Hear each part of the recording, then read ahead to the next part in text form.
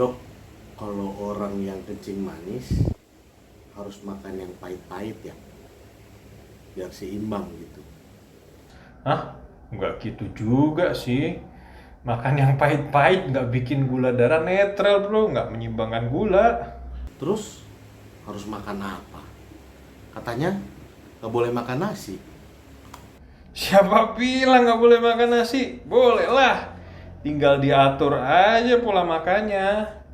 Mau tahu cara ngatur pola makannya? Ya nonton video Project Deal lah.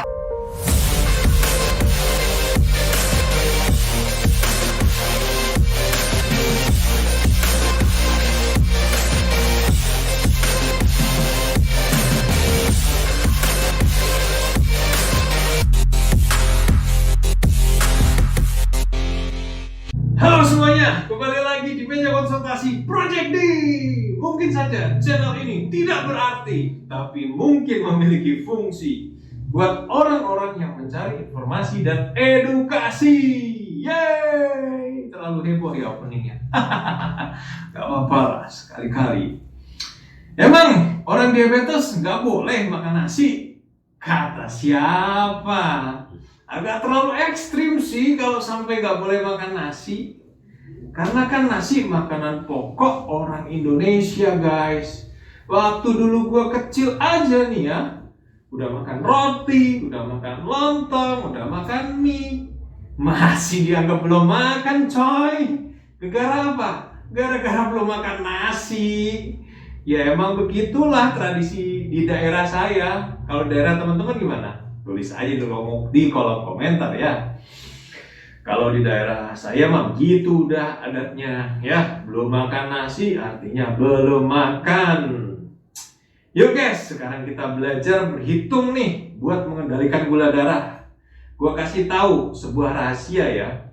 Sebenarnya pengaturan makan pada orang diabetes itu sama loh pada masyarakat umum yang nggak terkena diabetes. Itu sebuah rahasia ya. Udah pada tahu belum? Kalau belum, gue kasih tahu nih. Yang penting makanannya seimbang dengan kebutuhan kalori dan zat gizi masing-masing individu. Ya itu harus dihitung kalorinya. Ingat ya, sesuai kebutuhan, bukan keinginan. Jadi kalau ditanya orang diabetes, boleh nggak makan nasi? Ya boleh lah. Boleh gak makanan yang berlemak? Ya boleh. Boleh gak makan gorengan? Ya boleh juga.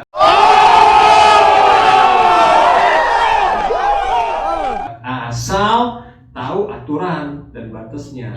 Gitu ya. Gue kasih tahu nih ya, sebenarnya proporsi nutrisi makanan untuk orang diabetes yang ideal adalah seperti ini nih. Jadi teman-teman tahu karbohidrat kan?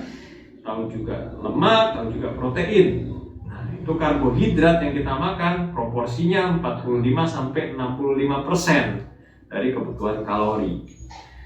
Jadi boleh-boleh aja makan nasi, asal kita atur proporsinya karena nasi ini karbohidrat kan.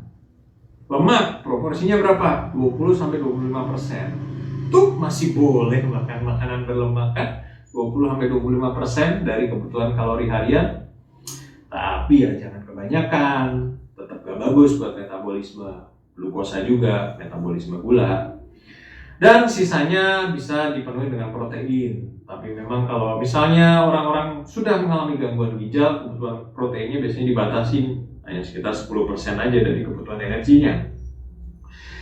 Gimana dok cara ngitung kalori? Cara ngitung kebutuhan kalorinya? Oke, kebutuhan kalori itu dipengaruhi oleh banyak hal.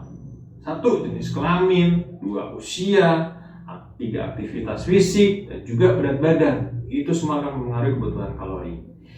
Untuk laki-laki, kebutuhan kalorinya sekitar 30 kalori per kilogram berat badan. Sedangkan untuk perempuan, kebutuhan kalorinya di angka 25 kalori per kilogram berat badan. Kita hitung dulu nih, berat badan kita berapa, kita hitung kebutuhan kalori kita berapa.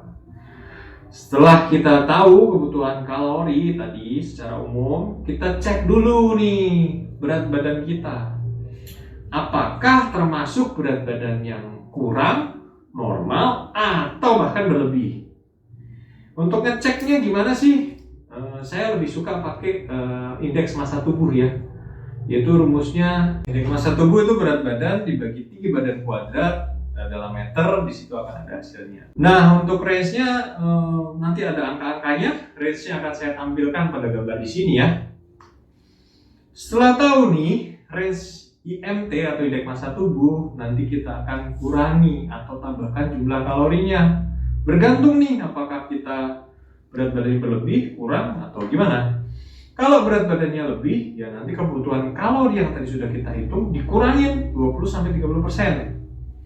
Kalau berat badannya kurang, justru kebutuhan kalorinya harus ditambahin 20-30%. Nah, kalau udah normal ya kebutuhan kalorinya sebenarnya nggak perlu ditambah ataupun dikurangin. Jadi kalau sudah masuk ke IMT yang normal, ya sudah segitu kebutuhan kalorinya. Ya, jadi habis itu kita tambahin faktor aktivitas fisik ya. Kalau kawan berbahan nih kayak saya, ya kebutuhan kalorinya cukup ditambah 10%. Karena kan cuma tidur-tiduran doang. Minim aktivitas fisik. Kalau aktivitas fisiknya ringan, ditambah lagi tuh 20%. Sedang 30%, berat 40%, sangat berat 50%. Terus yang perlu diperhitungkan lagi apa? Faktor umur teman-teman. Ya, kalau misalnya untuk pengurangan nanti saya tampilin di gambar ya. Ini nih. Tuh, kalau umurnya ada di range 40-59 tahun, kebutuhan kalori dikurangi 5%. Kalau di antara 60-69 tahun dikuranginya 10%, dan kalau sudah di atas 70 tahun itu dikurangi 20%. Untuk persentase penambahan atau pengurangannya tolong dijumlahkan lebih dulu ya teman-teman. Jadi dihitung dulu tuh tambah kurang, tambah berapa persen, kurang berapa persen, dijadiin 1 sampai persentase akhirnya berapa sih setelah dikurang-kurangin. Nah, habis itu barulah kita kalikan dengan kebutuhan kalori utama kita tadi. Nah, terus gimana cara ngatur frekuensi makannya? Frekuensi makannya ya kita bagi menjadi 3 porsi makan besar dan 2-3 porsi untuk makanan ringan. Terserah teman-teman mau 2 kali snack atau 3 kali snack, itu bisa diatur. Untuk besarnya persentasi kebutuhan kalori, misalnya nih tadi udah kita hitung jumlahnya 2000. Ya udah. Untuk sarapan itu 20% aja dari 2000. Untuk makan siang 30% aja dari 2000. Dan untuk makan sore atau makan malam cukup 20%. Nah, ada sisa 30% lagi kan? Itu bisa diselipkan antara makan berat tadi 10%, 10%, 10%, atau mau dibagi cukup 2 kali snack 15% aja juga nggak apa-apa. Jadi 2000 itu terpenuhi dalam sehari dengan pembagian seperti yang sudah saya jelaskan tadi. Selain makanan, aktivitas fisik juga harus diperhatikan ya. Jadi kalau biasanya rebah-rebahan aja, ya sekarang dikurangin rebah-rebahannya gitu ya. Oke teman-teman, gitu doang sih cara ngitung kalori untuk pasien diabetes. Dan sekian informasi dari saya. Semoga informasi yang saya sampaikan ini bisa bermanfaat buat teman-teman semuanya. Jadi terjawab ya, jadi pasien DM itu boleh makan apa saja, tapi dengan batasan-batasan dan aturan yang jelas. Dan untuk tahu makanan ini kalorinya berapa, karbohidratnya berapa, banyak aplikasi di HP Anda bisa cari seperti Fat Secret, ya itu silahkan, itu bisa Anda cari. Dan oke lah, kita tutup aja video ini karena udah terlalu panjang dan mungkin ribet sekali ya. Kalau misalnya teman-teman suka video ini, silahkan like, bisa juga di-share ke teman-teman yang lain, dan subscribe. Terus kalau mau tanya-tanya silahkan tulis aja di kolom komentar ya. Oke, sekian video dari saya. Sampai jumpa dan terima kasih. Gak kembali.